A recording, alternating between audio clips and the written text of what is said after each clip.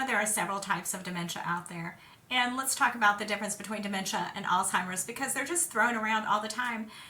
So what is the difference? So dementia is a broad term for someone who is losing their memory, whereas Alzheimer is a specific type of dementia. And in this video, I want to explore the other specific types of dementia that are out there that your family member may have been diagnosed and you're just trying to get additional information. So let's chat. Hi, welcome to my channel. I'm Janie and this is my channel, Raising Mom with Janie.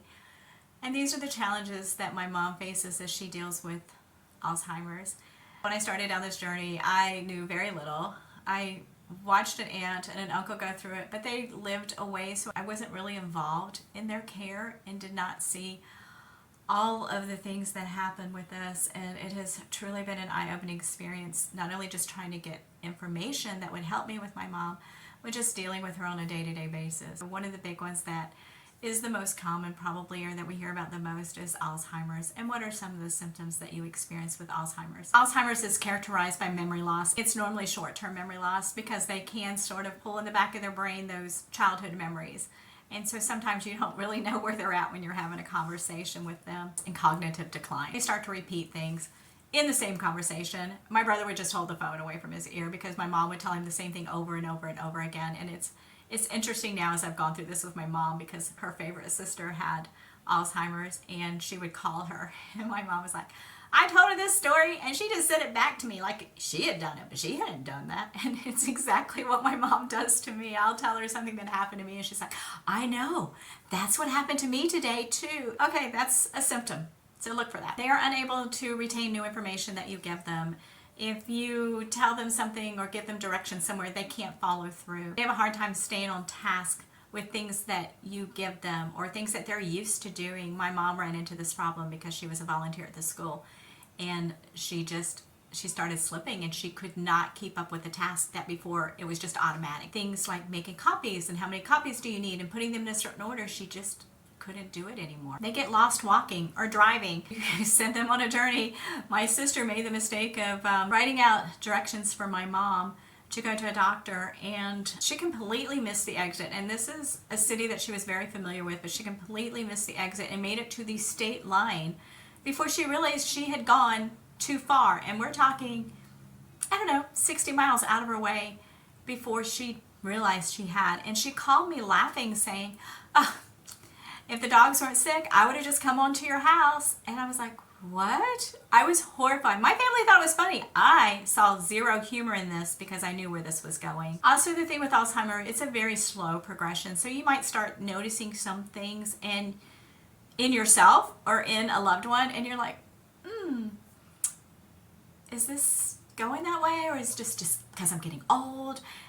And at first, part of it is you deny that you're seeing these signs and symptoms. The second common type of dementia is vascular dementia, and this is caused by damage to the blood vessels going into the brain.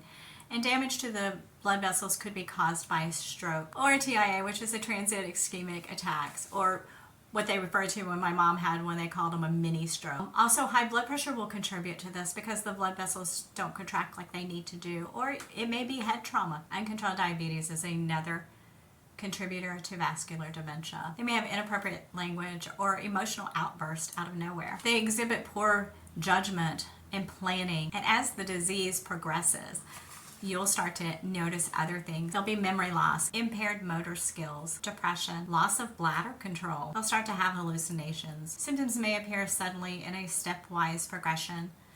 With each TIA or each mini stroke, there'll be another decline in a skill that they had before. Dementia with Lewy bodies, which is a buildup of abnormal protein deposits in the brain, affecting their language, their motor skills, and their behavior. This one is most common in people who are under the age of 60. They'll start with possibly visual visions or delusions. They'll be unable to plan, can't process information, don't pay attention. They have zero alertness to what's going on around them. Some physical symptoms as it progresses are similar to those with Parkinson's. They get rigid muscles, they have tremors, they have trouble walking, they have mood and awareness fluctuations. They're going to have good or bad days. And so on the good days, they're really on the bad days, they're really off. Frontotemporal dementia. This affects the frontal and temporal lobes of the brain, leading to changes in personality. They have mood or behavior changes. They become very aggressive, or very apathetic. They also have a lack of empathy. Inappropriate language is often mistaken for some kind of psychiatric disorder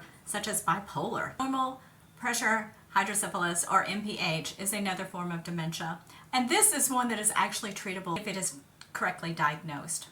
And to do that, they would do a brain scan. This one will normally be diagnosed after some type of head trauma. So when they have urinary incontinence, difficulties with walking. That was one of the things my friend, she was a radiology tech, and so she was like, are you sure your mom doesn't have this? You know, they'll have a certain gait. There is a weird way that they start to walk. And it's almost like duck-like, and they kind of waddle. Like they shuffle and they waddle with their feet sort of pointed out. They start exhibiting cognitive decline, mood swings, short-term memory loss, difficulty making decisions and planning anything.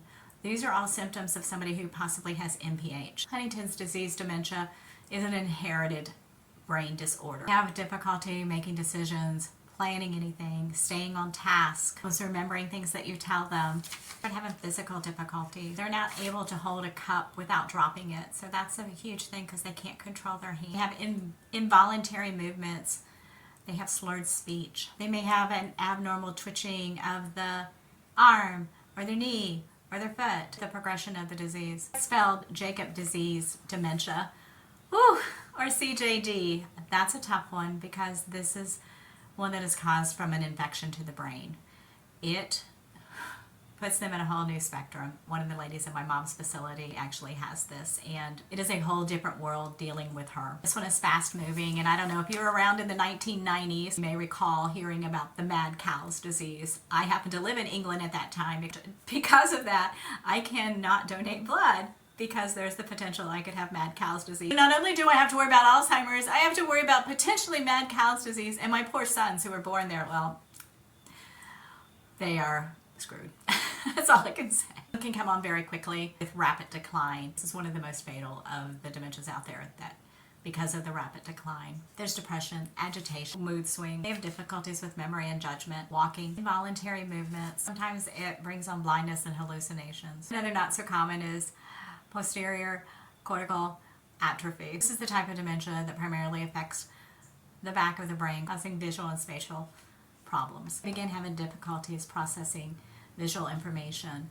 They have a hard time reading, judging distances. They have a hard time distinguishing between what's moving and what's stationary. They have difficulty with math calculations, even simple calculations. Or spelling. Also causes them high anxiety and depression and hallucination. Alcohol-related dementia. When I read this, I became very concerned about some of my friends that I was stationed with in Germany, and you know who you are. This is caused by excessive alcohol consumption over many years.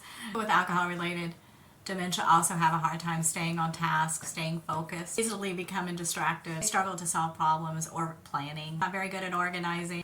They're not motivated to do tasks or activities. They no longer understand what others are thinking or how they're feeling. There's also Parkinson disease dementia, which unfortunately is people with Parkinson's. That disease progresses and they also start exhibiting symptoms of dementia. The memory loss, the short-term memory loss, things that they are known for, the shakes. They have good days and they have bad days, much like Lewy body's disease. This is a hard one because I have a couple of friends who have this and I watch their progression of the disease. They're young and they should not be going through this. I mean, typically when you think of Parkinson's, you think of somebody in their 70s plus, and these are not. These are the different types of dementia that they have done studies on. And these are the common symptoms they have. Obviously, it seems like there's a theme. Memory loss, mood swings, those sorts of things. Hallucinations are a big one as the diseases progress. There are ways that they can slow down the progression of the disease. I hope you got a little bit of information out of this and that it was helpful. That you would please hit the like button for me and also the subscribe. That not only helps me grow my channel, but it also notifies you when I have future videos posted. And if you know somebody who is going through this or exhibiting these symptoms, then please feel free to share this video with them so that they can reach out to their physician and see what's going on. As always, remember, life is a gift. Please cherish it always. I hope you have a great day. Thanks. Bye.